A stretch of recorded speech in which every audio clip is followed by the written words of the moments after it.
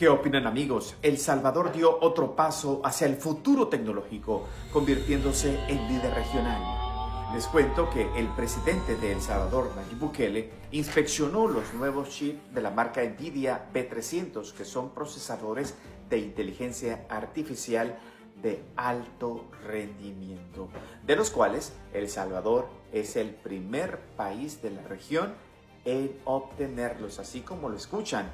La revisión fue acompañada por el vicepresidente de Tecnología y Habilitación de Negocios de Supermicro, Ray Pan.